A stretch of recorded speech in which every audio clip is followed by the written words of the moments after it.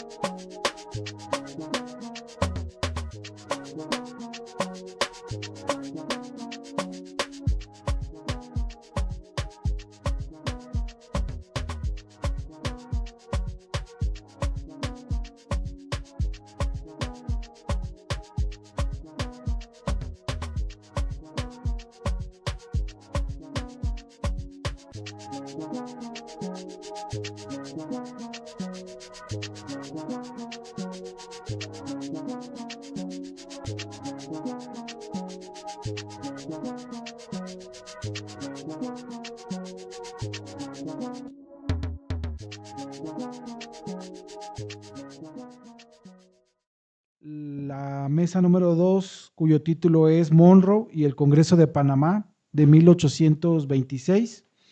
Esta mesa está integrada por cuatro profesores: Pierrot Buteau, Camille Chalmers, Julián Kahn y el doctor Lorenzo Fusar. Le voy a dar la palabra a Pierrot Buteau, quien va a exponer una ponencia titulada El Congreso de Panamá de 1826, premisa de una nueva forma de dominación estadounidense sobre el continente latinoamericano. Tiene usted 15 minutos para exponer, Pierrot. Adelante, por favor. Bueno, en lo que los colegas de Haití se integran a esta mesa, la mesa número 2, está con nosotros el doctor Julián Kahn, quien va a hablar en el baile de Simón, el Congreso de Panamá, Bolívar y los inicios del regionalismo autónomo latinoamericano. Doctor Kahn, si gusta, tiene usted 15 minutos. Bienvenido a este seminario internacional, El Sueño Inconcluso, y muchas gracias por aceptar la invitación. Bueno, buenos días y buenas tardes a todos y a todas. Un placer participar de este seminario internacional. Felicitar a todos los que participaron de la organización del mismo, a Federico Manchón en particular, quien le dio mucho impulso e iniciativa. Sí, disculpa. Y bueno, entonces comienzo yo mi exposición, si les parece. Voy a tratar de aprovechar los 15 minutos. Voy a compartir, ¿sí?, una presentación con algunas imágenes y algunas ideas. No las voy a seguir todas, pero como para que puedan ser más gráfica la presentación. Así que comparto, les pregunto si se ve y empiezo con la exposición. Bien. Bueno, entonces mi intervención se llama En el baile de Simón, el Congreso de Panamá, Bolívar y los inicios del regionalismo autónomo latinoamericano. Un poco la idea del título En el baile de Simón es irónica, retomando lo que dicen muchos documentos sobre la vida de Simón Bolívar, que bueno, algunos sucesos como por ejemplo la victoria de algunas batallas decisivas en sus luchas por la independencia, lo hacían a él festejar en forma de baile y danza, ¿sí?, hasta las altas horas de madrugada en su habitación. Pero también usando otro sentido de la idea bailar, como usamos acá en Argentina, cuando uno dice tuve que bailar con tal situación, tuve que afrontar tal problema, tuve que transitar tal problema, el Congreso de Panamá de alguna manera le dio mucho, tuvo que bailar Bolívar con los resultados del Congreso de Panamá. Tuvo que bailar con los resultados negativos en relación a lo que él esperaba, ¿sí?, al momento de la convocatoria. Digamos, la convocatoria del Congreso de Panamá se da en diciembre del 24, en los días previos ahí del desenlace de la batalla de Ayacucho, el último enfrentamiento entre realistas españoles y tropas criollas americanas por la independencia, comandadas por Simón Bolívar, quien no estuvo en la batalla, ¿no? Pero sí, sí, él comandaba y monitoreaba todo el proceso de la guerra de independencia.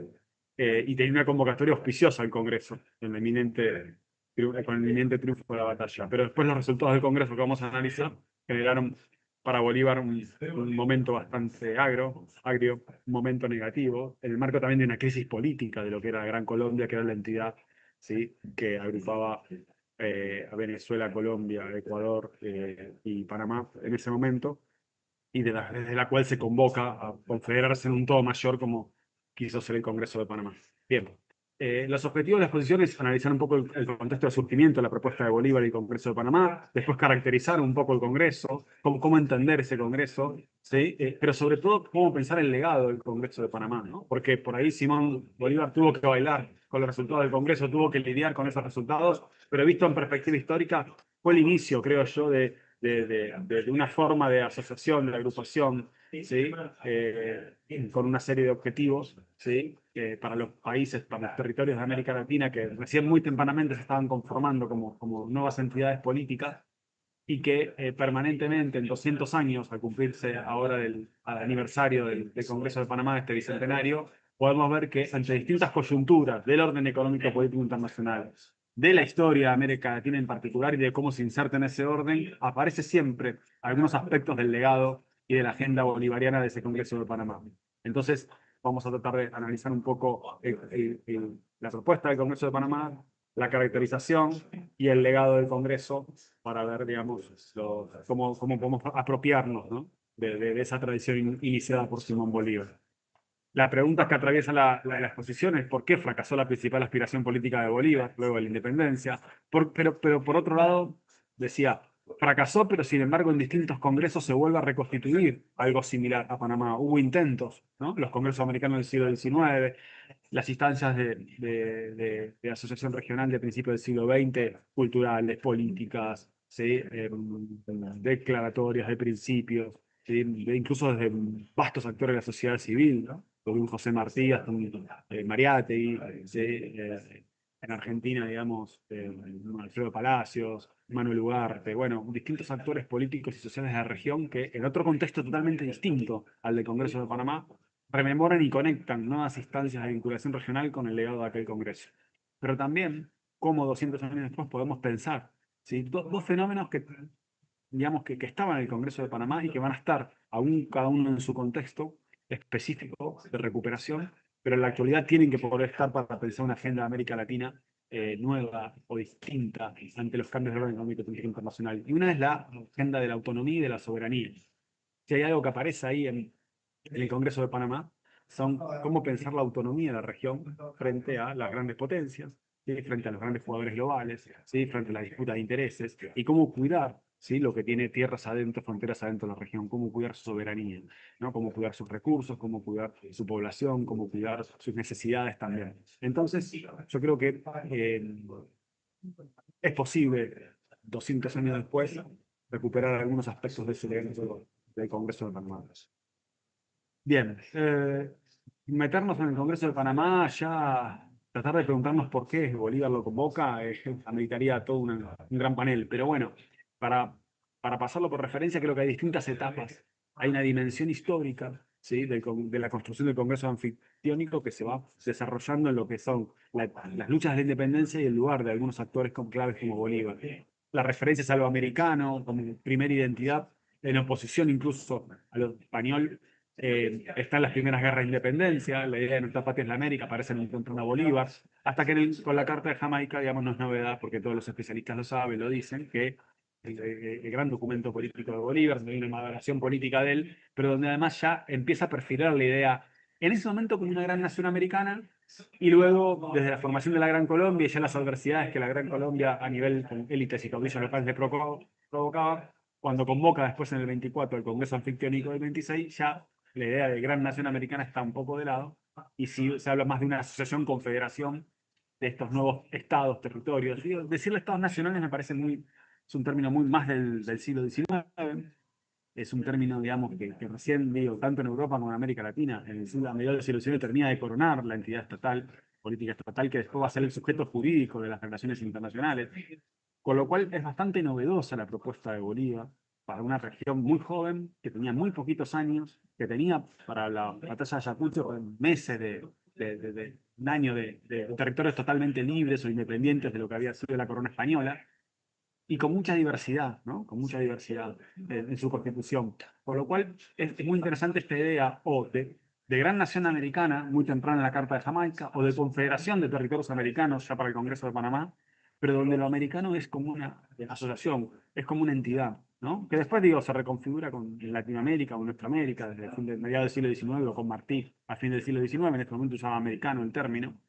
Em, pero es muy importante reconocer cómo en la trayectoria de Bolívar nace antes que se forme la Gran Colombia y que los estados nacionales que conocemos después, ¿sí? Nace la idea de un todo que aglutina, ¿sí? A las sociedades americanas muy jóvenes y nacientes. Entonces, es una idea que va madurando con transformaciones y que cuando se convoca el Congreso de Panamá, sin duda, ¿sí? Hay una necesidad importante de afirmar las independencias por un lado, pero también de posicionarse en la adversidad del terreno de la geopolítica y las relaciones internacionales del momento. ¿Sí? La gran constitución de la Santa Alianza, incluso como gran potencia, incluso que chocaba contra los intereses de una América Latina libre, ¿sí? Que podían llegar a ayudar a reposicionar a España, no a la reconquista de los territorios, pero sí en poner límite a las independencias.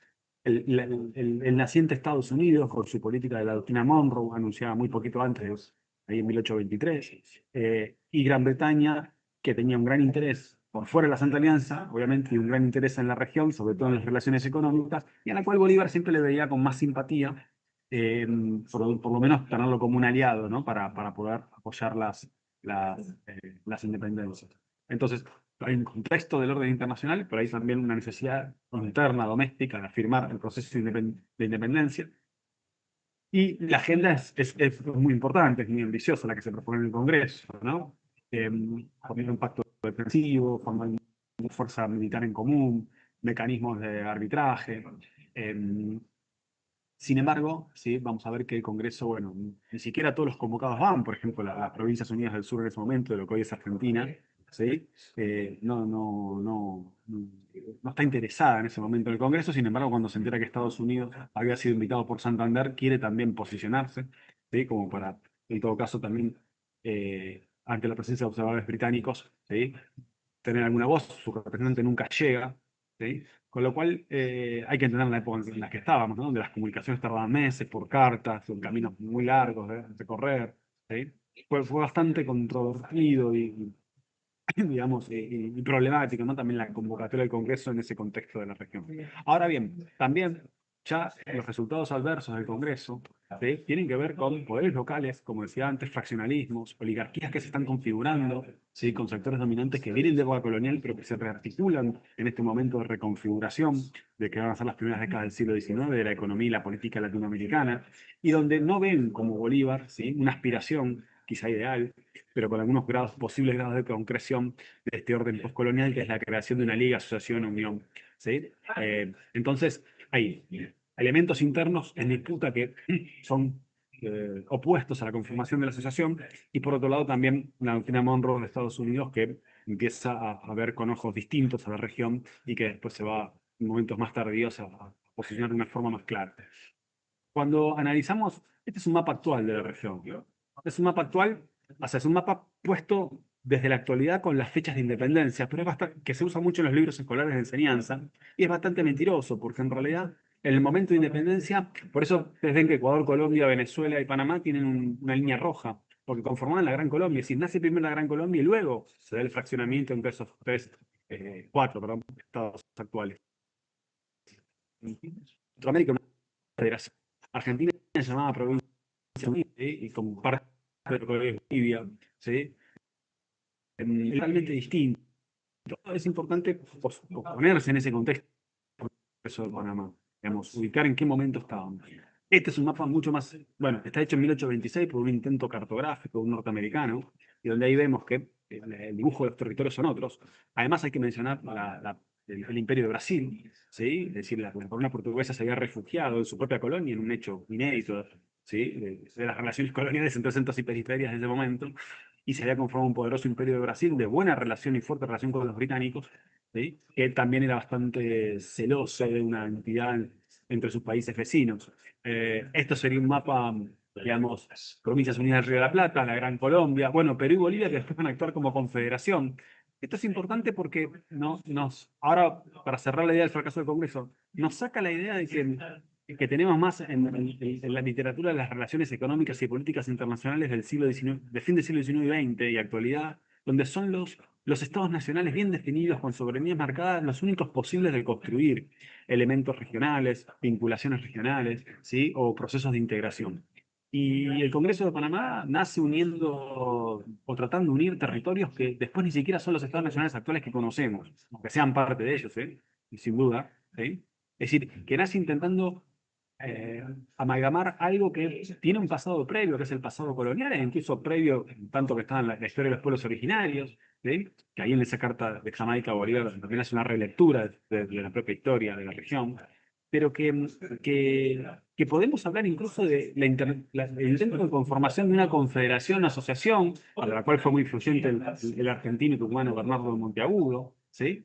Y otros pensadores y actores, también Miranda, el propio Bolívar. Bueno, todo esto seguramente lo conozcan, no estoy diciendo ninguna novedad, lo estoy poniendo en contexto, pero lo que quiero decir es que eh, pensaron algo, ¿sí? Previo a que la gran teoría europea de la integración y del derecho y del orden político internacional, ¿sí? Lo pensara, que es la asociación y unión de pactos y de confederación entre territorios que incluso difíciles decirle estados nacionales en ese momento.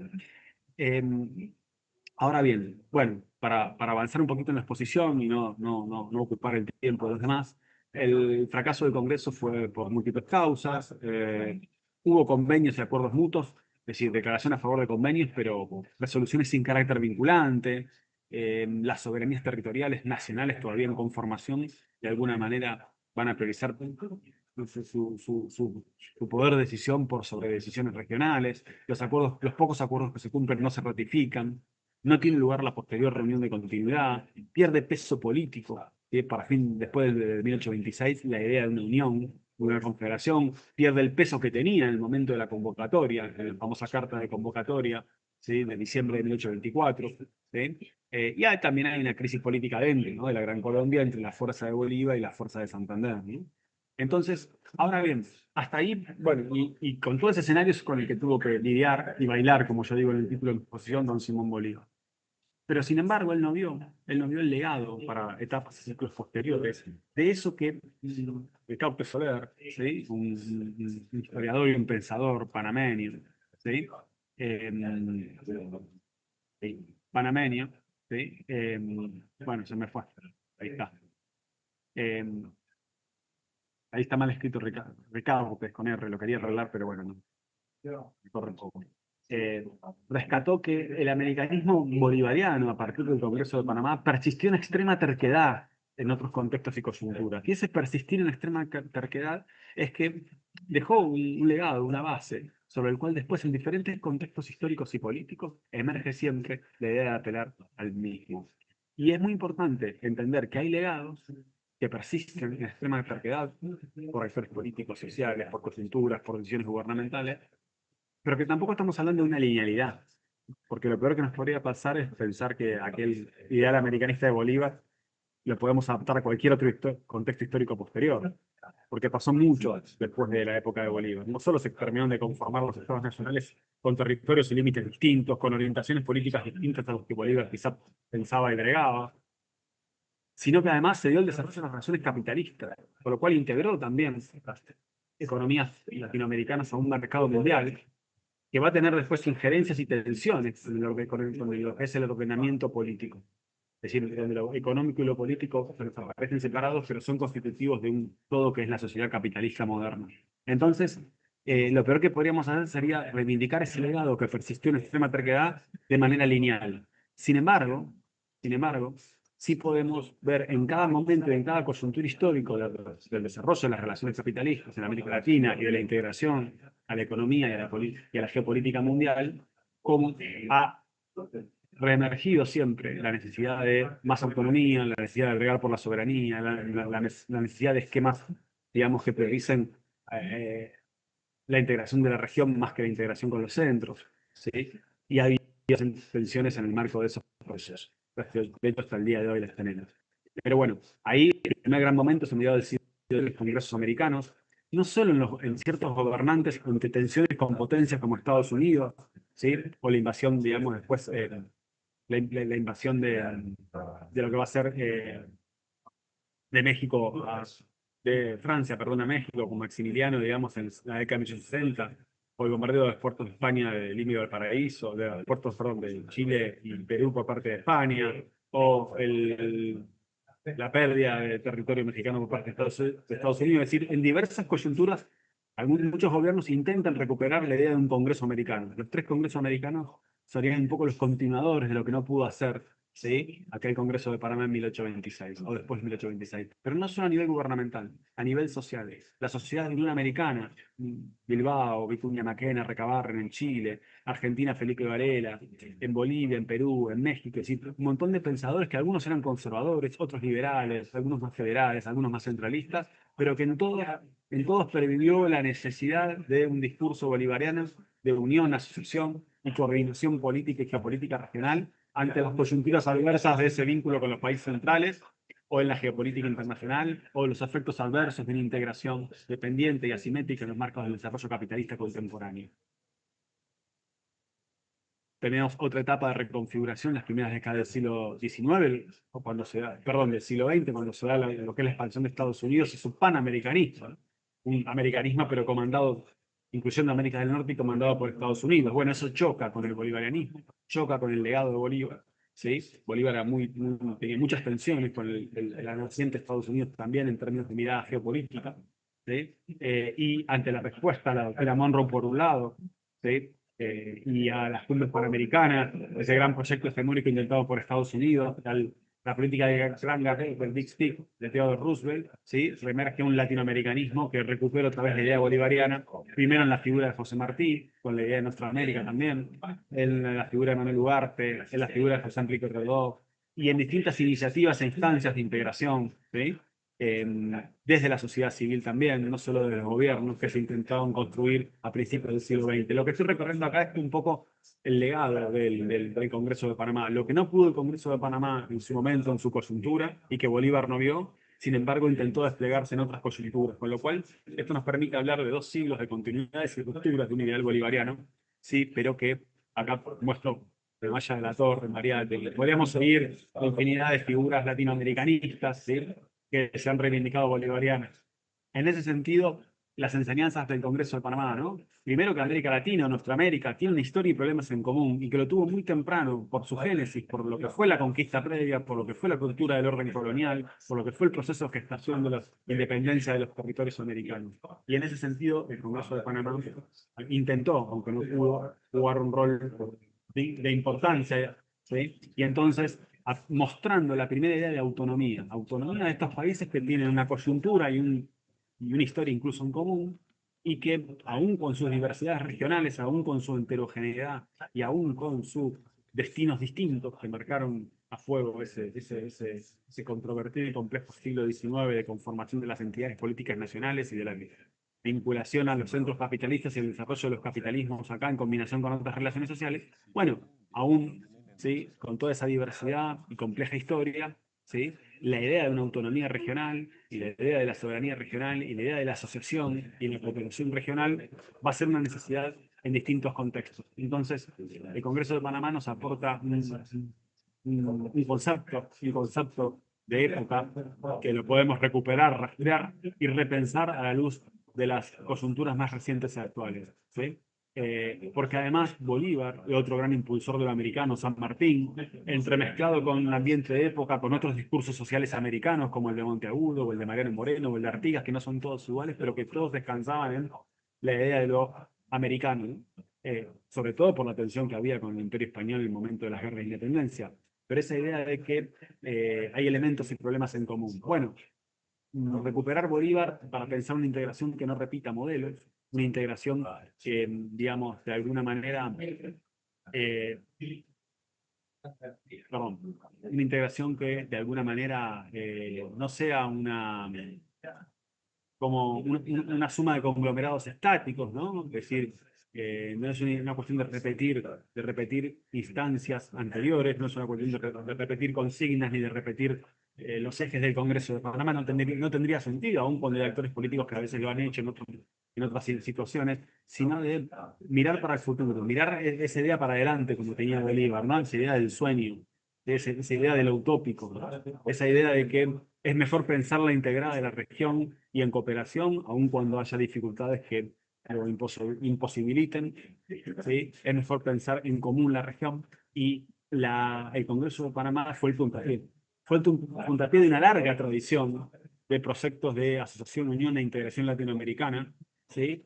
Que en cada coyuntura se intentó justamente salir de la pura abstracción y darle materialidad concreta, con aciertos, con errores, con rupturas y continuidades, ¿sí? Pero retomar la idea bolivariana en la actualidad, ¿sí? Es un desafío teórico, por un lado, qué es pensar, qué es la integración hoy día en el marco actual de la disputa geopolítica China-Estados Unidos, en el marco de, por ejemplo, para los que somos sudamericanos, de la aplicación de un gran acuerdo de libre comercio Unión Europea-Mercosur, que va a desestructurar muchos sectores productivos del Mercosur, en el marco de la crisis de lo que fue la UNASUR hace algunos pocos años atrás, pero la existencia de la CELAC como foro de cooperación, en este contexto reciente, ¿qué implica, ¿no? Retomar o pensar un legado bolivariano? Yo creo que tiene que ver con bregar de vuelta por la autonomía, bregar de vuelta por una agenda de problemas para poder coordinar y cooperar en común entre los países de la región, aún con los desarrollos económicos, sociales y distintos y heterogéneos.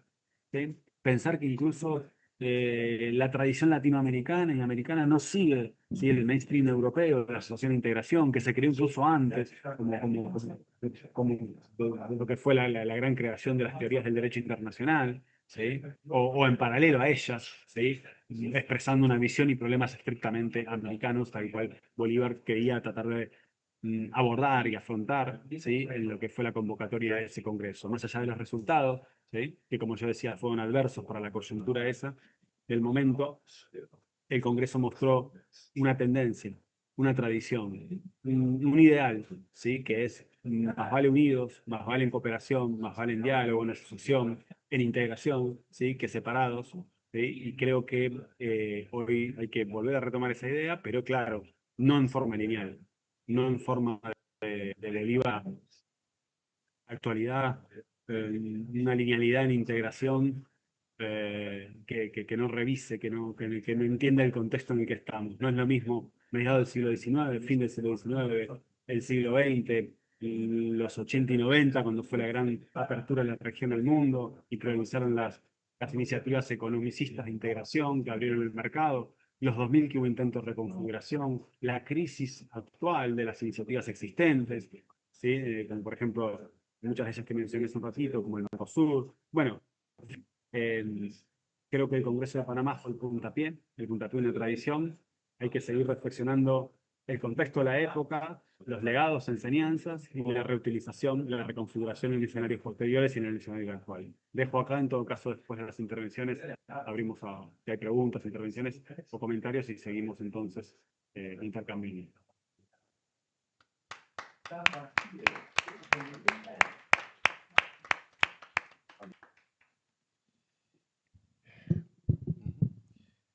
Muy bien, vamos a pasar ahora con la presentación, sí,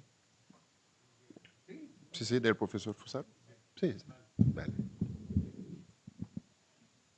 La presentación empezó con el agradecimiento de la invitación a este seminario, que hasta ahora, bueno, me parece de verdad muy interesante. Em, em, pues les voy, quizá el título lo han ya visto ahí en el programa de mi ponencia, es la construcción de la dependencia capitalista eh, la construcción de la dependencia capitalista en América Latina, el papel decisivo de la intervención británica en las revoluciones por la independencia. Como ven, le doy peso a la intervención británica. Gran Bretaña que hasta ahora no se ha, digamos, escuchado tanto en las ponencias, pero yo creo que en la época era la grande potencia y tuvo un impacto central. Un impacto central que me gusta subrayar en la construcción de la dependencia. Lo que voy a argumentar es que muchas veces no se analiza cómo se ha construido la dependencia. Se parte del hecho que ya está, básicamente, esta relación de división internacional del trabajo y todo esto, pero nunca se explica efectivamente cómo se ha construido. Y el momento de las revoluciones por la independencia y la intervención británica ha sido central en este contexto. Tengo básicamente 3 puntos que les quiero compartir. Empiezo con la introducción, si puedes ponerla, sí, ¿me puedes apoyar? Empiezo con esto de Maradona, la famosa mano de Dios, ¿no? De 1986, que fue una cierta humillación para los ingleses, ¿no? Que fueron eliminados en los cuartos de final, de hecho aquí en el Estadio Azteca. Y Maradona en su declaración, en el documental de Kusturica, afirma que fue también un gesto político, ¿no? Que fue, lo pongo ahí, como una especie de venganza simbólica contra los ingleses. Ahora, si puedes pasar a la próxima, por favor. Esta fue la segunda, digamos, humillación. La primera, tenemos que resalir al 1806 y 7, cuando Popham intenta la conquista de Buenos Aires, pero fue derrotado, ¿no? Atención, porque este Popham era un personaje importante, muy bien conectado. Era miembro del Parlamento, muy cercano a Pitt, el primer ministro, muy cercano al ministro de Guerras también. Entonces no era un personaje menor. Ahora sí puedes pasar. Esta fase fue la que, en mi opinión, es la segunda fase en esta intervención británica en América Latina. Tengo la primera fase hasta 1806, después lo voy a retomar al final de mi ponencia. ¿Es esto? En 1806, que hay varios planes, métodos diferentes, todavía no saben, y en 1806 hay una cierta, tengo que decir, creo, desesperación por parte de los ingleses, porque estamos en el momento del bloqueo continental. Napoleón ha conquistado el continente europeo, han perdido los Estados Unidos antes, están Inglaterra en una situación muy, muy complicada. Y entre paréntesis, después van a establecer su hegemonía. Eso lo podemos también, digamos, quizá relacionar con el presente. No significa que cuando tú tienes un país hegemónico en crisis que automáticamente se vaya a colapsar, pero cierro paréntesis. Y después, bueno, otras fases es solamente, y creo que, bueno, eso lo quiero ya decir ahora. Pienso que esto, lo que ocurre en 1806-7 con la invasión, digamos, directa y la derrota, es algo que va también a influenciar la estrategia de Inglaterra, que pasará no a una intervención directa, sino a la construcción de un imperio básicamente informal. ¿Sí? ¿Okay? Digamos, lo voy a decir después, ¿no? Pero el resultado, ¿no? En las palabras de Canning, 1824, de todo esto, es que la América española es libre y si no administramos mal nuestros asuntos, lamentablemente será inglesa, ¿no? Y otra afirmación que hace en 1826, llamé a la existencia al nuevo mundo para restablecer el equilibrio del viejo. Entonces, Inglaterra está bien consciente del hecho de que es central su papel en la, entre comillas, liberación de América Latina, que aprovechan las revoluciones para construir, digamos, la subordinación del continente hacia Inglaterra misma. ¿Okay?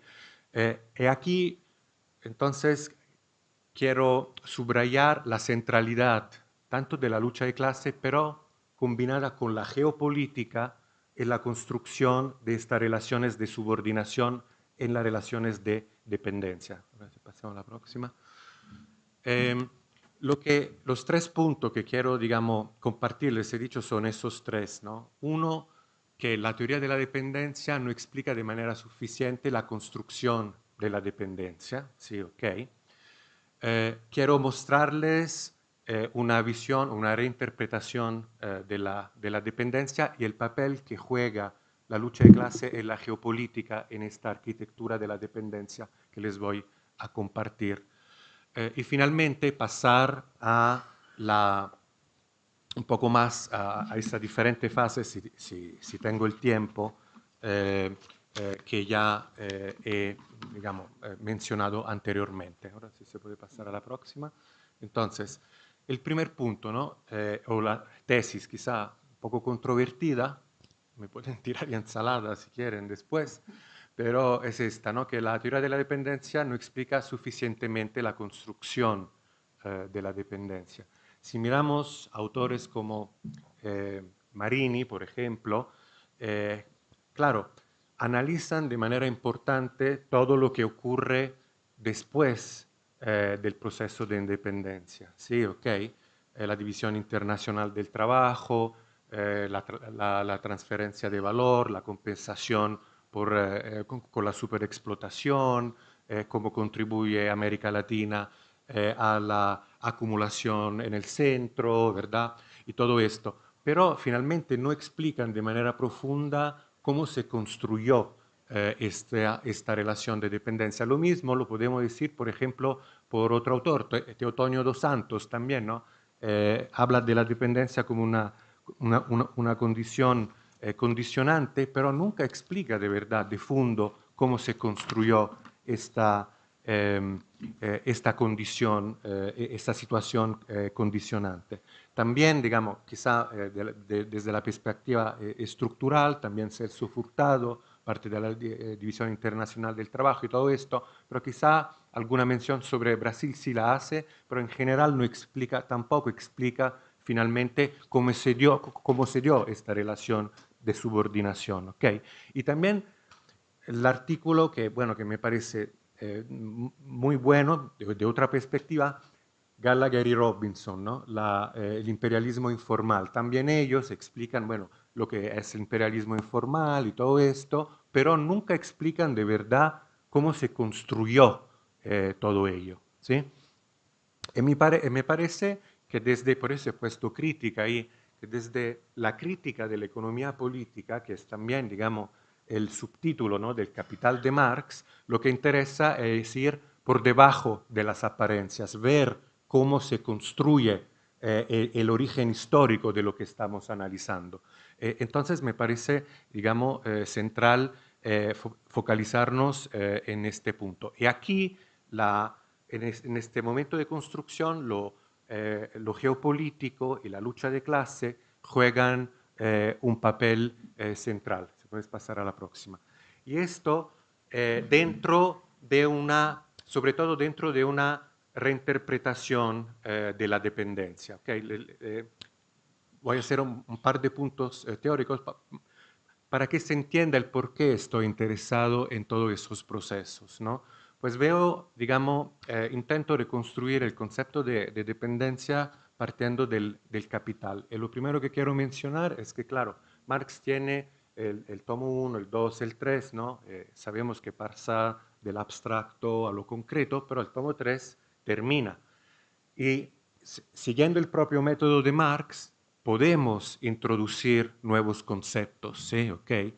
Y así se ha hecho, se ha introducido, no sé, el concepto, bueno, el mercado mundial, el imperialismo, la hegemonía y claramente la dependencia es otro concepto que me parece central y que tenemos que introducir como continuación del capital. ¿Y cómo lo hago? Veo la dependencia finalmente como una mediación de la ley del valor. Sí, ok. Y ahora les voy a explicar, bueno, en pocos segundos en qué sentido. Partiendo de la ley del valor, y como lo presenta, digamos, Marx, sabemos que crea toda una serie de contradicciones, ¿ok? A nivel abstracto, se podría decir, a nivel global. Pero, sin embargo, no explica Marx, o por lo menos en el Capital, cómo se distribuyen esas diferentes contradicciones. ¿Sí? ¿Okay? Por ello, intento, digamos, reconstruir un poquito cuáles son estas contradicciones principales. Hay el libro, no sé, de Harvey, que habla de 17 contradicciones, hay Nancy Fraser, que habla de 4 contradicciones, etc. Yo tomo como punto de partida la Ley General de Acumulación Capitalista, donde Marx va, digamos, mencionando varias contradicciones, ¿no? La contradicción es claramente la grande polarización, la riqueza y la pobreza, ¿verdad? Ok, pero hay también, en Nietzsche, hay también la cuestión de las crisis económicas, hay la cuestión también de la reproducción social, hay hasta la cuestión ecológica, todo esto lo podemos encontrar, todas esas contradicciones las podemos encontrar en la Ley General. Sin embargo, no sabemos, en el tomo 1 del Capital es un nivel muy abstracto, no sabemos cómo se distribuyen esas contradicciones, ¿sí? ¿Okay? Y aquí le entra, digamos, el elemento político-militar o geopolítico. Hay, en Marx, habla él mismo de cómo las pérdidas se distribuyen por el tamaño de los diferentes capitales y todo esto, pero introduce ya la idea del poder, ¿no? Habla de Macht und List, ¿no? En alemán. Y esto es central porque entonces no es solamente lo económico que va redistribuyendo las pérdidas, hay también el elemento político y militar que tenemos que tomar en cuenta. En la misma Ley General, donde hay los ejemplos históricos, menciona, por ejemplo, de cómo Inglaterra logra, digamos, externalizar las contradicciones a Irlanda, por ejemplo. Habla de cómo a Irlanda se está desangrando por el hecho de que Inglaterra, digamos, externaliza sus propias contradicciones, ¿no? Entonces tenemos ya ahí este elemento de cómo la subordinación y todo esto permite a los países centrales externalizar las contradicciones, ¿sí? ¿Ok? Entonces, es bajo esta idea que yo veo la dependencia como esta forma de externalizar, cioè el capitalismo crea contradicciones y todo esto, el desarrollo, el subdesarrollo, todo esto, pero tenemos que ver bien cómo esto se distribuyen a nivel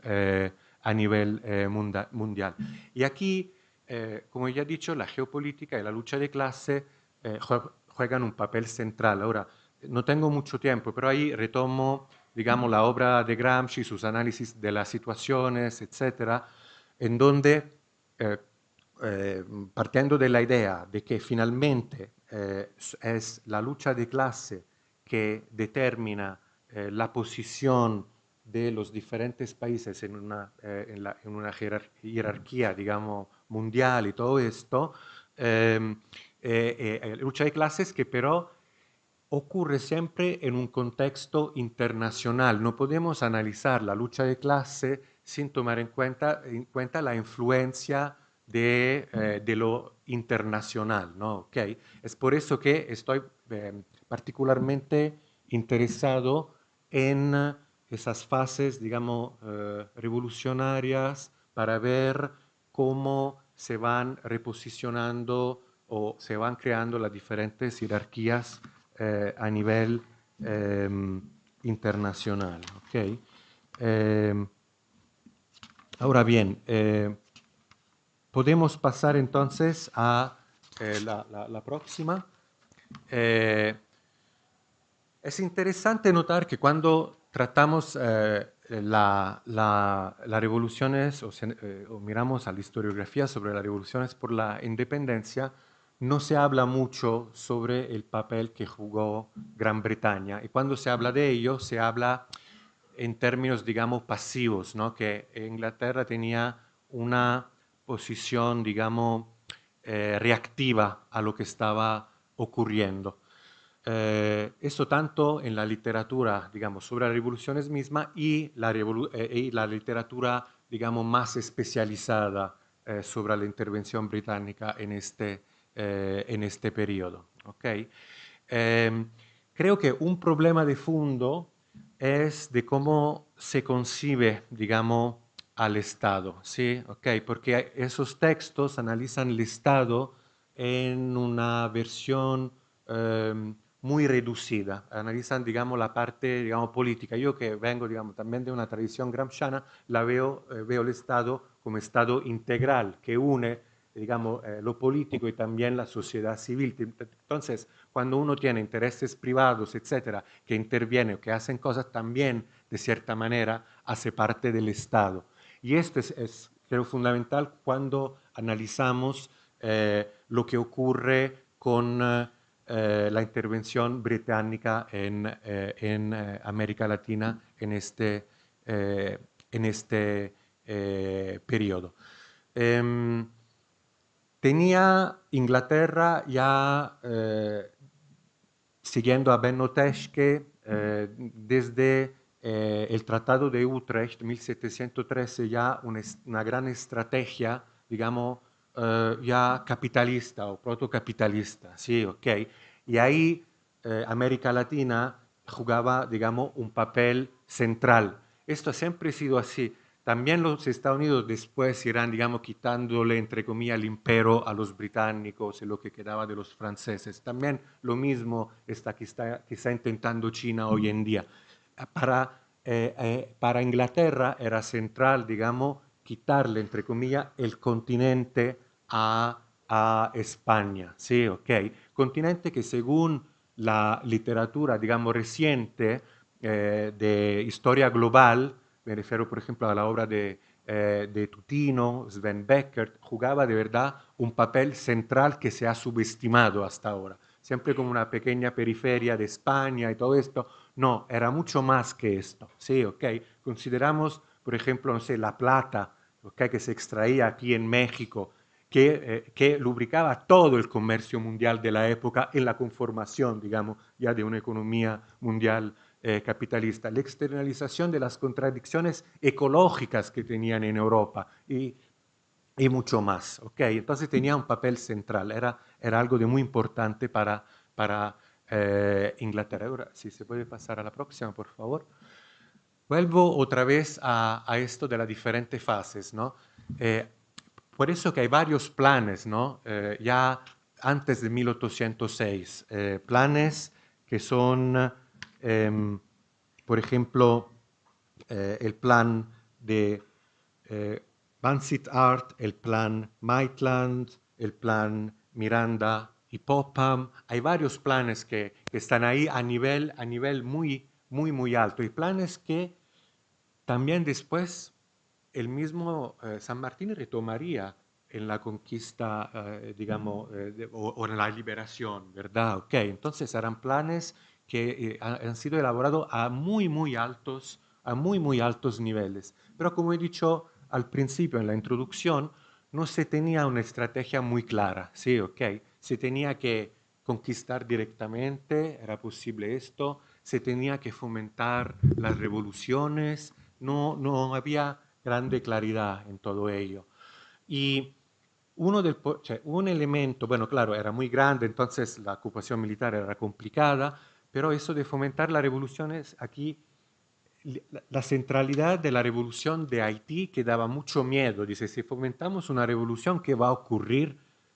Había riesgo que estas revoluciones hubieran podido tomar un camino similar a lo de Haití. Entonces había mucho miedo también en apoyar, digamos, las revoluciones.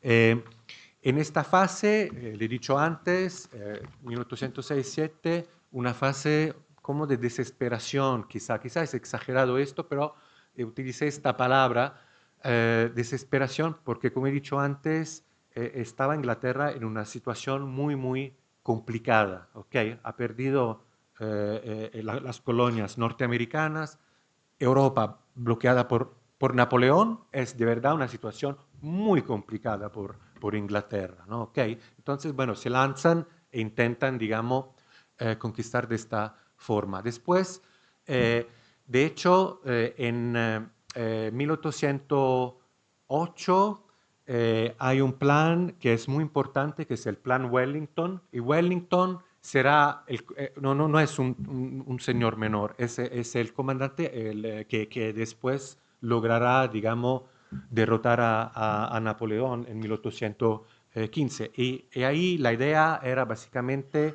de salir con 10.000 soldados, ¿ok? Pasar por Cádiz, otros 5.000 soldados, y no llegar esta vez a Buenos Aires, sino a México. Esto era el plan de llegar a México con todas estas personas. Y no se hizo, ¿por qué no se hizo? Porque empezaron insurrecciones en España contra la ocupación de Napoleón, ¿no? Y se da una alianza entre España y Gran Bretaña. Esto claramente frena a Gran Bretaña en todos esos planes. Tú no puedes ser aliado de España y después quitarles, digamos, el imperio, ¿sí? ¿Ok? Por lo menos a nivel, digamos, formal, superficial, ¿ok? Porque de fondo sí que se trabaja, ¿sí? ¿Ok? Antes se habló de cómo Bolívar se fue a Haití, todo esto, pero Bolívar también y Miranda están en Londres, ¿sí? ¿Ok? Hay una lobby muy, muy importante de latinoamericanos en Londres, ¿sí? ¿Ok? Que empiezan a hacer acuerdos con el gobierno británico. Son acuerdos que son, como dicen en inglés, under the table, cioè por debajo de la mesa, porque oficialmente no podían, digamos, hacerlo, ¿no? Pero son muy importantes y esta situación, digamos, empieza a intensificarse después del 1815, porque 1815 es una fecha importante, muy importante, porque hasta ahí, digamos que la primera oleada de las revoluciones se estanca, ¿sí? ¿Ok? Al final, en el 15, si uno mira, todos los intentos revolucionarios están bloqueados, aparte algo en la que será, digamos, Argentina, pero el resto están completamente estancados, ¿sí? ¿Ok? Es solamente a partir del 15, después de la derrota de Napoleón, ¿ok? Que hay una segunda oleada de revolucionaria que sí será exitosa. Y en esta segunda oleada es muy importante notar de cómo, claro, cesan las hostilidades en Europa. Muchas de las armas, sí, ok, muchos de los, algunos soldados, también la parte, digamos, de marítima, cioè la Navy y todo esto, son liberadas del esfuerzo bélico en Europa. Ahora, es verdad que en muchas ocasiones no hay un apoyo, digamos, directo a los países, a los que serán los futuros países eh, Estado-nación latinoamericanos, pero indirecto sí, ¿ok? Se exporta, por ejemplo, vía Estados Unidos o de otra manera para que, digamos, los armamentos, la protección y todo esto llegue a América Latina, ¿sí? ¿Ok? Y también es importante notar que se van, digamos, ya estableciendo los primeros contratos, digamos, comerciales, de deuda y todo esto, con entidades que todavía no son estados. Se empieza a crear esta subordinación ya económica, para no hablar de la subordinación, digamos, política y geopolítica, ya en esta fase, digamos, de génesis de los estados nacionales latinoamericanos. ¿Sí? ¿Ok?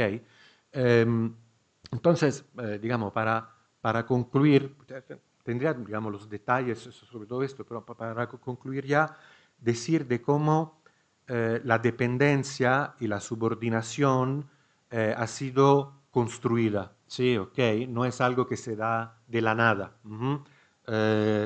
Es algo que ha sido construido y Inglaterra ha jugado un papel, digamos, fundamental, sobre todo en esta segunda oleada revolucionaria de independencia para construir la subordinación del continente latinoamericano hacia Gran Bretaña. Relación que después claramente los teóricos de la dependencia sí han analizado, uno puede estar de acuerdo con esto, sí lo han analizado, pero sin mirar a la base de todo ello, ¿vale? Y ya que sobre el Congreso de Panamá, aquí está, de 1826, eso tampoco se ha dicho, bueno, se ha mencionado quizá, pero Inglaterra jugó también un papel fundamental en dirigir, en decir quién podían invitar, quién no, y en todo el desarrollo del Congreso. No tenemos, eso lo noto que se olvida de que Inglaterra alla epoca era la grande potencia, era la potencia hegemonica.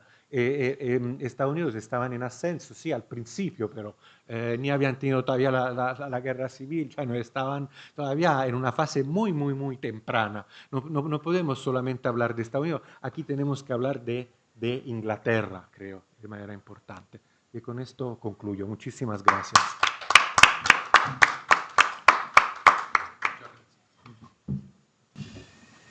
Bien, no sé si... Bien, empezamos continuamos más bien con el profesor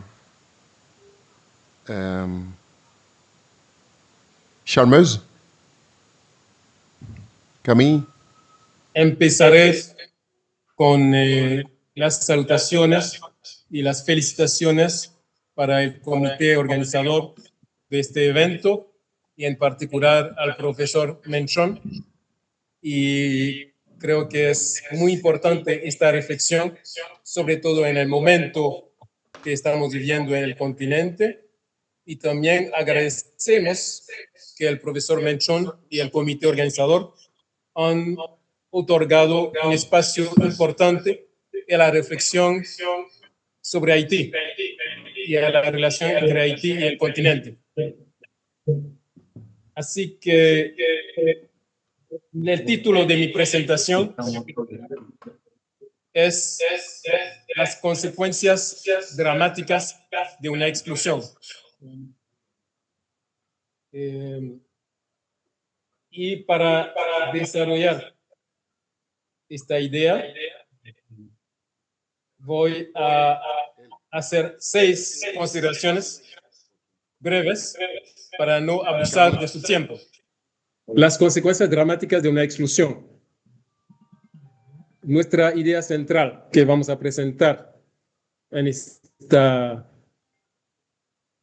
conferencia es que la exclusión de Haití tuvo consecuencias dramáticas sobre el proyecto de construcción nacional en Haití y sobre el continente latinoamericano, encarcelado en un proceso de consolidación de estados neocoloniales fragmentados, muy alejados de los postulados iniciales de las luchas independentistas del inicio del siglo XIX. La exclusión de nuestro país sigue afectando su integración con el resto del continente. ¿Me están oyendo, no? ¿Sí?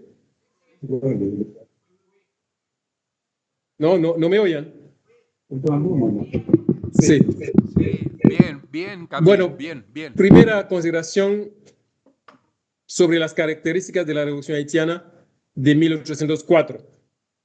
Porque muchos se sorprenden que trabajadores esclavizados han podido vencer a los 3 imperios más potentes de la época: el imperio inglés, el imperio español y el imperio francés y el ejército de Napoleón. Por supuesto, esta victoria se explica por las contradicciones interimperiales y también las contradicciones de clase dentro de la colonia de Santo Domingo. Pero para mí, un elemento clave para explicar esta victoria es la emergencia de una cultura contrahegemónica frente a la dominación global de la modernidad capitalista occidental.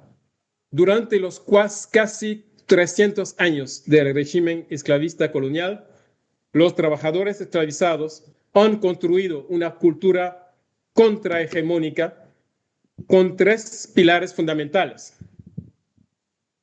El idioma creol, que fue la respuesta porque saben que en las plantaciones mezclaban esclavizados africanos de origen distinto para que no puedan comunicarse, e inventamos un nuevo idioma, el creol. El segundo pilar es la espiritualidad vodú y el tercer pilar son los nuevos modelos de organización y de estructuración del trabajo productivo con la cumbit surgido en el seno de los espacios de cimarronaje. Así que no se puede explicar la victoria de los esclavizados sin la emergencia y la consolidación de esta cultura contrahegemónica. La revolución haitiana es una ruptura radical con el orden colonial esclavista racista, una revolución anticolonial, antiesclavista, antirracista y contra la economía extractivista de la plantación. La segunda consideración es que con el nacimiento de la nueva república, el 1 de enero de 1804, nace un nuevo proyecto político y un nuevo proyecto de sociedad. Y para identificar los elementos clave de ese nuevo proyecto político, lo podemos ver a través de las decisiones y a través también de dos documentos clave. La Constitución de 1801 de Toussaint Louverture y la Constitución de 1805 de Jean-Jacques Dessalines. Primer elemento de ese nuevo proyecto político, una afirmación de la igualdad radical de todos los seres humanos y la eliminación de toda segregación basada en el color de la piel. El segundo elemento es la subversión del concepto de Estado-nación, donde la base de esta construcción recae en el consenso sobre el proyecto de sociedad. Dessalines dice claramente que cualquier persona en el mundo, cualquier sea su religión, su etnia, a partir del momento que adhiere a la lucha contra la esclavitud, es automáticamente ciudadano haitiano. Así que una nueva visión de cómo construir una nación.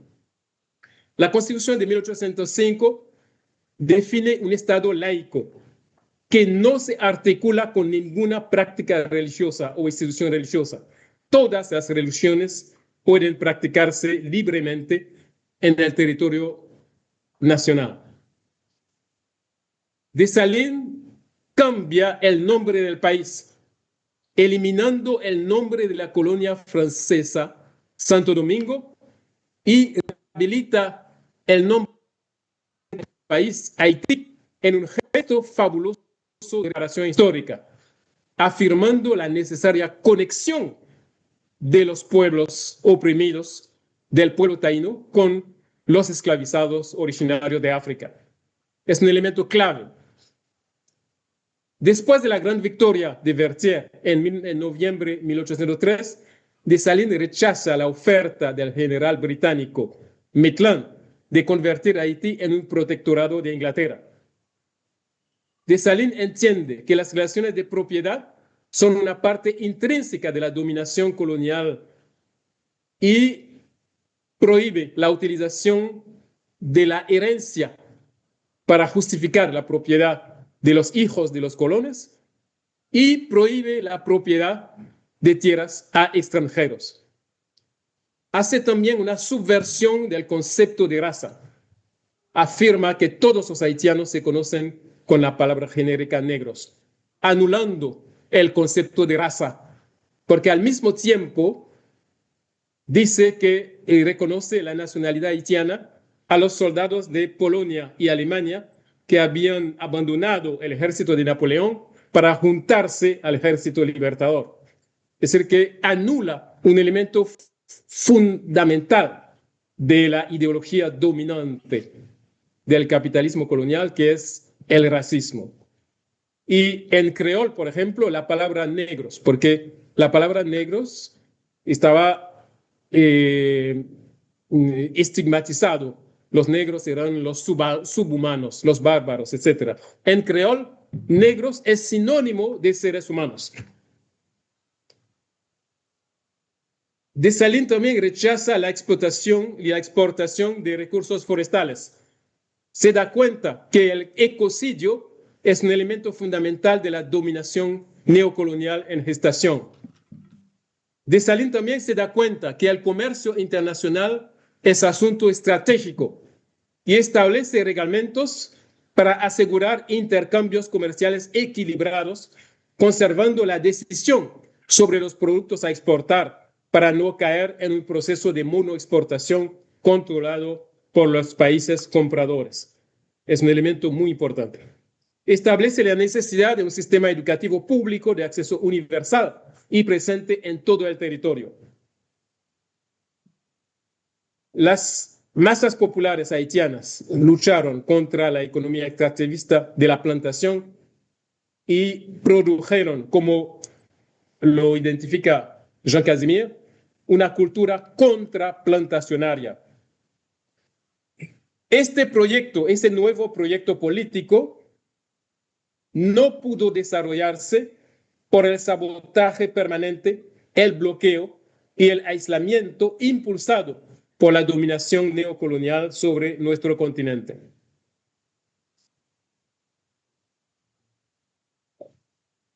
La tercera consideración es que la expulsión de la revolución haitiana del imaginario colectivo del continente tuvo consecuencias negativas sobre el desarrollo autónomo de los países latinoamericanos. La inclusión de la revolución haitiana podría haber impulsado la construcción de sociedades más distantes de la modernidad capitalista occidental, con la inclusión completa de los sectores indígenas y afrodescendientes. Podría también ayudar a una redefinición crítica de las relaciones entre países para privilegiar el proyecto y la perspectiva de sociedades emancipadas como horizonte en las relaciones entre países.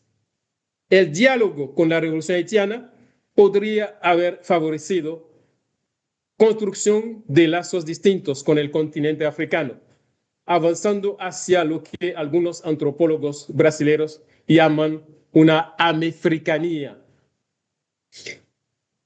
La cuarta consideración es que la ayuda que otorgó el Estado haitiano a Miranda, Bolívar, Mina y a muchos procesos de liberación en el continente y fuera del continente no fue un evento puntual, accidental.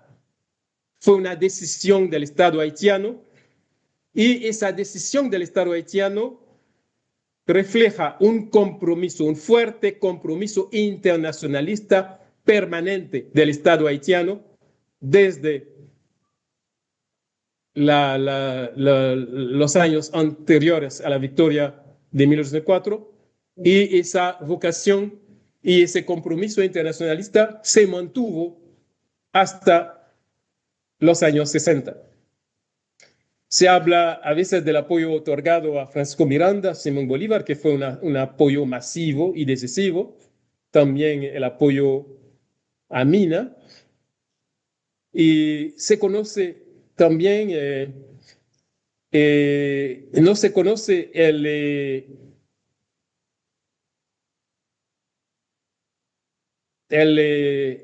toda la elaboración que se ha hecho a finales del siglo XIX con la colaboración de Martí, Betances, Hostos y Antenor Firmin. Estos luchadores, pensadores, se daban cuenta que una de las estrategias de dominación de Estados Unidos es la fragmentación de los estados, y concibieron un sueño maravilloso que es el sueño de la Federación Antillana para lograr una integración de los pueblos del Caribe frente a las potencias del continente y fuera del continente. Y este compromiso internacionalista se mantuvo prácticamente durante toda la historia del país. Por ejemplo, el presidente Boyer decidió apoyar a los revolucionarios de Grecia en 1822, que estaban luchando contra el Imperio Otomano. También el presidente Boyer abolió la esclavitud en 1822 en Santo Domingo. Y también el Estado haitiano apoyó a Etiopía en su lucha contra Italia. Y la victoria del 1 de mayo de 1896 en la batalla de Adúa se obtuvo gracias al apoyo financiero y técnico de Haití, con la presencia de dirigentes militares haitianos y el emperador Menelik reconoce que la contribución haitiana fue clave para vencer a Italia en 1896. Y también durante la tragedia nazi contra los judíos durante la Segunda Guerra Mundial, Haití ofreció acoger a los judíos que estaban huyendo las persecuciones nazis. Incluso un presidente haitiano tuvo la idea de ofrecer una de nuestras islas, una de las más grandes islas del país, la isla de la Gonave, para establecimiento de los judíos que están sufriendo persecución de los nazis. La implicación de la diplomacia haitiana en la redacción y la adopción de la Declaración Universal de los Derechos Humanos de 1948. La implicación activa de la diplomacia haitiana en la ONU en la lucha contra el régimen de apartheid en África del Sur. La implicación decisiva de Haití en el nacimiento de Libia en 1949, cuando ese territorio, el objetivo de las potencias europeas era dividir Libia en 3 pedazos, un pedazo para cada potencia, y la diplomacia haitiana se opuso a eso y gracias a una gran alianza dentro de Naciones Unidas pudo obtener la independencia de Libia en 1949. Haití también fue, se pueden imaginar, un pequeño país de 27.000 kilómetros cuadrados con solamente 5 millones de habitantes. Haití fue el más grande contributor en el programa de Naciones Unidas para ayudar a las nuevas repúblicas independientes de África. Haití exportó miles de profesionales, médicos, ingenieros, arquitectos, etcétera, para ir a ayudar las nuevas repúblicas africanas después de su independencia a finales de los años 50-60. Así que ese compromiso permanente fue asumido muchas veces en contra de la voluntad y de las presiones de las potencias europeas y de Estados Unidos. Así que fue un compromiso asumido en la lucha y sin el temor de enfrentar las potencias de esa época. La quinta consideración que queremos hacer es que ese compromiso internacionalista perfila la emergencia de relaciones internacionales no mercantilizadas. Camille. El compromiso internacionalista permanente del Estado haitiano conlleva un germen de redefinición de las relaciones internacionales.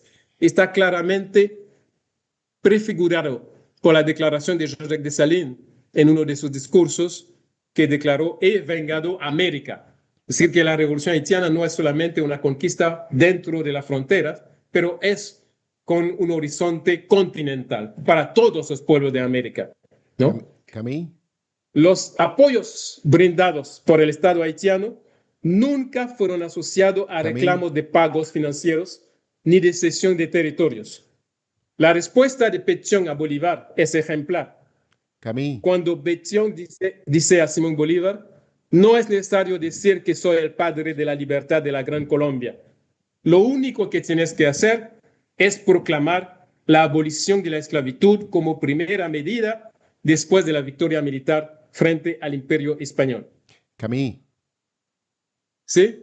Bien, no manque très peu commencer à conclusion.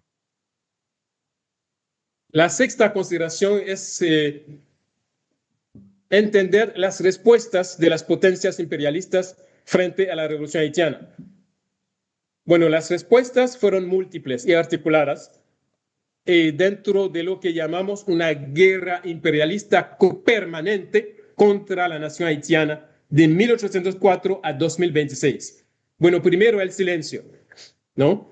El trabajo de Rolf Trouillot, Silencing the Past, muestra todo lo que se ha hecho para echar silencio, un velo de silencio sobre la revolución haitiana. Aislamiento. La utilización del territorio de la República Dominicana para socavar la revolución y disminuir su impacto.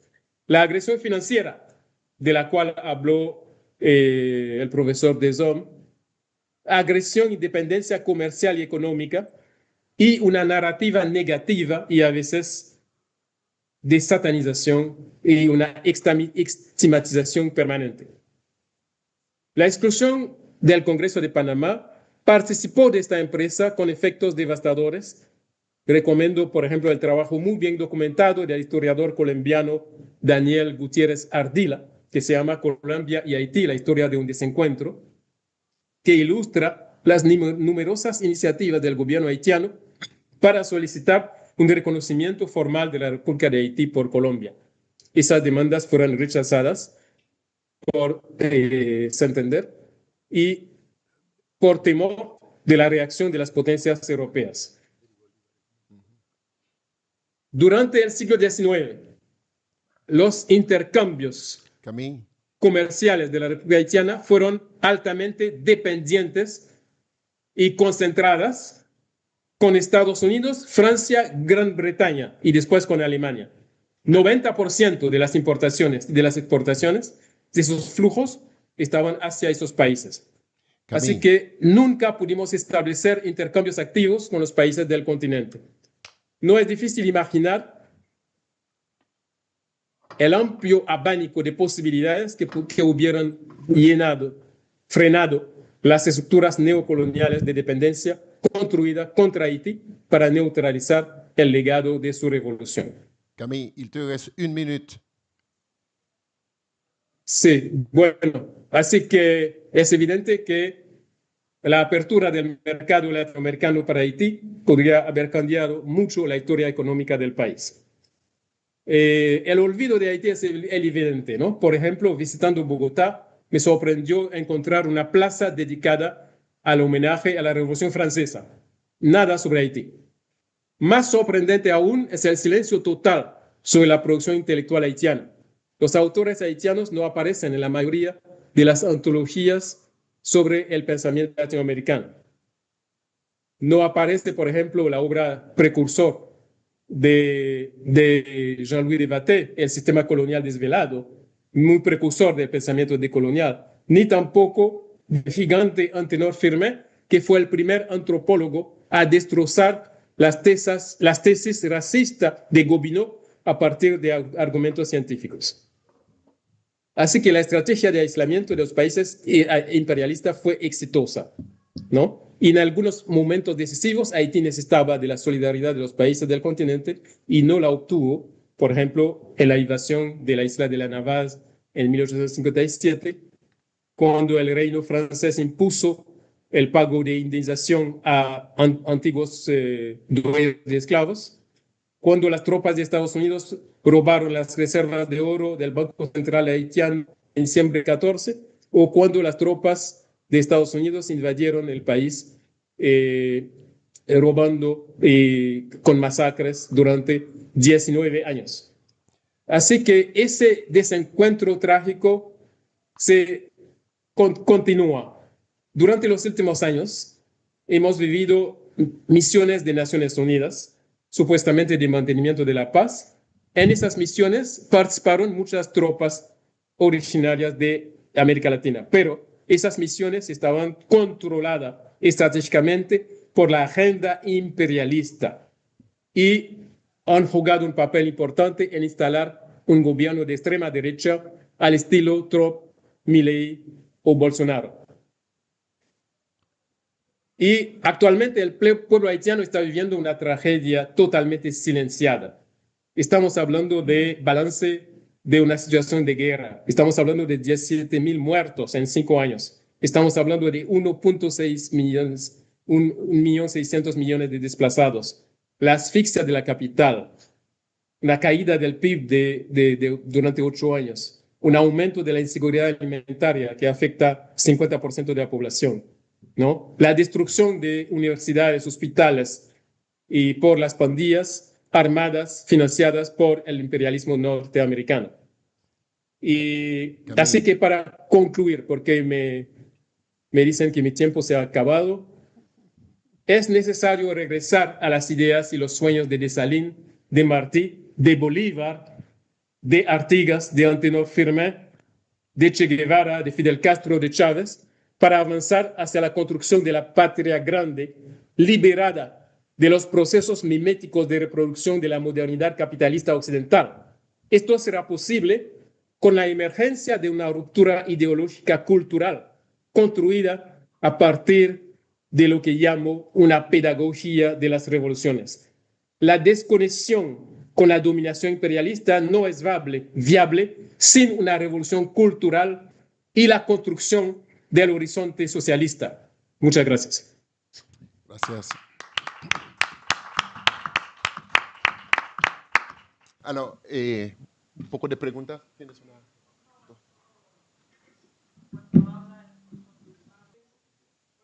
Revisa estas élites privadas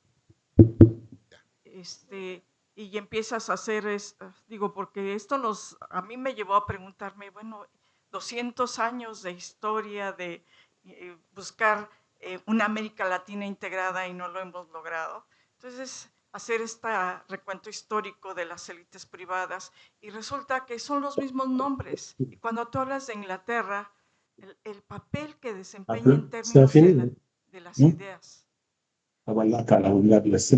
y de la ventaja comparativa 1817 de David Ricardo, ¿qué influencia tuvo en América Latina para mantener esta dependencia, ¿no? Porque los empresarios, que en aquella época eran oligarcas, pues siempre van a estar de acuerdo porque para qué ir hacia un desarrollo tecnológico y reducir la dependencia, sino que es más fácil comprar lo que ya está hecho por otros países y nosotros nos dedicamos a lo que sabemos hacer mejor.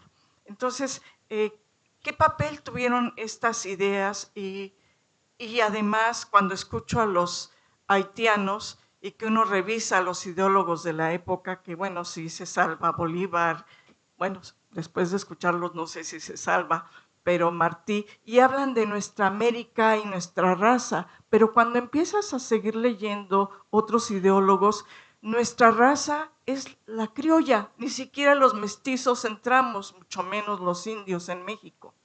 Entonces, esto nos lleva a cuestionar qué tanto América Latina desde las élites participó para mantener esta dependencia.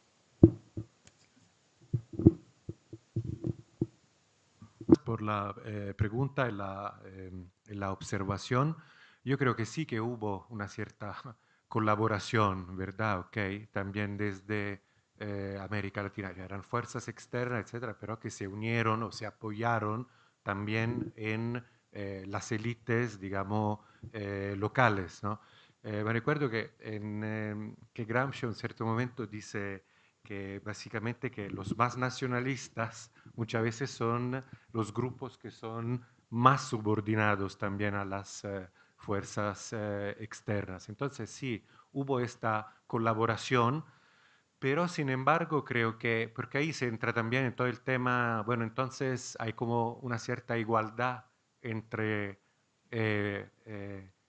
las élites o las fuerzas, digamos, internacionales o hegemónicas o imperialistas y las nacionales. Ahí creo que sí que se mantiene, sin embargo, una cierta jerarquía. Cioè, no son han colaborado, pero no son parte exactamente del mismo club, ¿sí? Okay. Que hay también que se mantiene una cierta jerarquía. Bueno, no sé si con esto responde, pero sí hubo colaboración, que creo que sí. Y por eso que antes se hacía la pregunta si los demás ponentes interpretaban estas revoluciones como también conservadoras, porque hubo ese movimiento contrarrevolucionarios que quizá no siempre se menciona, ¿no?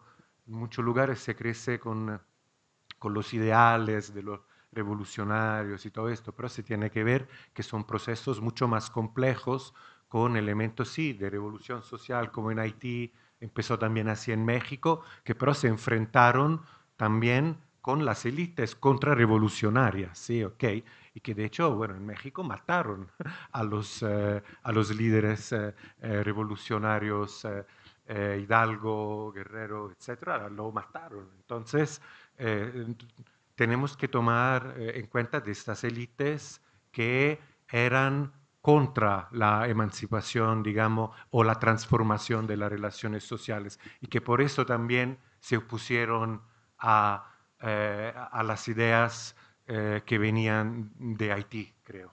¿Sí? Gracias. ¿Otras preguntas? Una pregunta al profesor Fusaro. ¿Qué tanto tuvieron que ver las intervenciones de España y de Francia en la independencia de Estados Unidos como una respuesta geopolítica a la intervención británica en las independencias de los países de Latinoamérica? No sé si fue alguna respuesta de que los franceses y españoles intervinieron a favor de los Estados Unidos en la independencia como una respuesta años después.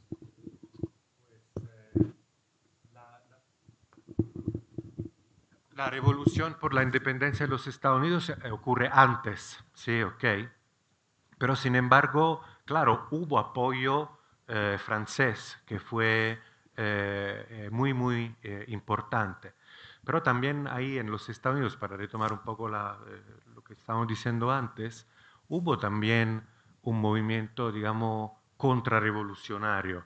Hay un autor, ahora no recuerdo el nombre, que de hecho habla de la contrarrevolución norteamericana que está liderada finalmente por los blancos que quieren, digamos, mantener control sobre los esclavos y todo esto. Entonces, hay también ahí este elemento, digamos, contrarrevolucionario, sí apoyado por los franceses, pero sobre todo, y los españoles también, pero en menor medida.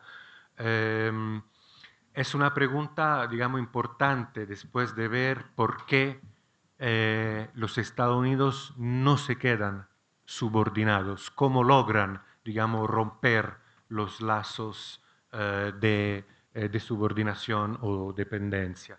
Pero es otra, sí, es otra historia.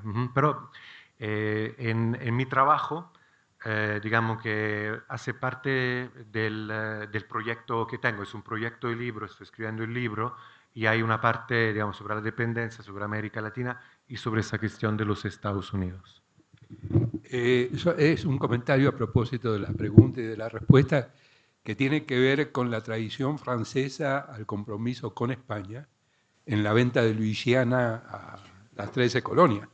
Eso es muy importante, digamos, y es el prolegómeno de la negociación después y la invasión a México del 48. Sí. Pero es simplemente para notar cómo se armaron las cosas. Sí, no, se entrelazan también con la revolución de Haití, porque la revolución de Haití implica que le llega menos dinero a Napoleón y que entonces tiene que vender Luisiana. ¿Sí? Y el hecho que hay la revolución en Haití también implica que después el algodón se empieza a plantar en el sur de los Estados Unidos. Y el algodonero empuja a México. Empujan lo que después sería México. Después dejaría de ser.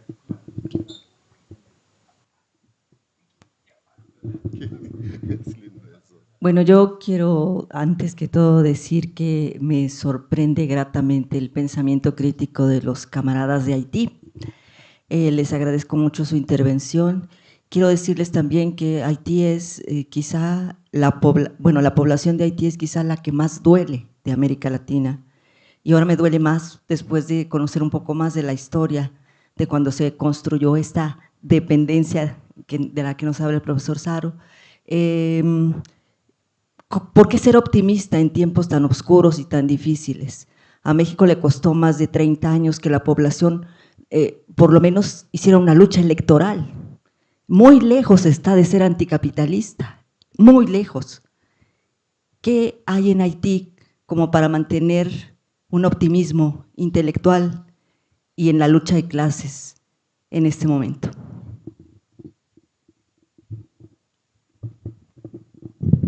Chalmers.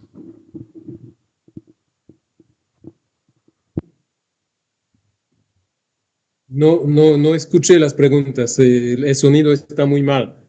No sé si me puedes hacer un resumen. Primero dice que, bueno, agradecer, ¿no? Bon, d'abord, elle a dit, pardon, qu'elle a remercié les interventions de toi et de tes amis. Mais elle voulait savoir s'il y a une espérance en Haïti au point de vue intellectuel, peut-être aussi universitaire, qui peut vraiment donner l'espoir dans la tragédie haïtienne.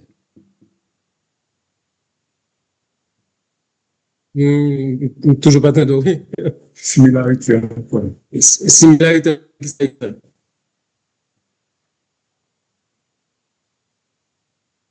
Tu m'écoutes ou tu m'écoutes pas? Alors? Similarité.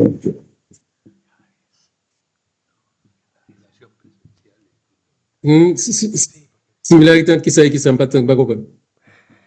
Li remercie nous d'abord pour conférence là tout bail ça yo. Mais li ta remet connaît dans moment difficile ça que Haïti a passé qui style d'espoir ou est là peut-être un espoir au point de vue intellectuel, un espoir au point de vue académique, un espoir de vue politique ou économique, qui style d'espoir où est Haïti capable de gagner actuellement. Mais il remercie nous d'abord pour clarité tabou à présenter. Voilà. Ok, muchas gracias por la pregunta. Por supuesto, la esperanza está en la fuerza del pueblo que sigue luchando. A pesar de todo, la gente sigue luchando y la gente sigue creando, los campesinos siguen produciendo. Y por ejemplo, una de las decisiones de Saline de cuestionar el concepto de herencia de la tierra, ¿no?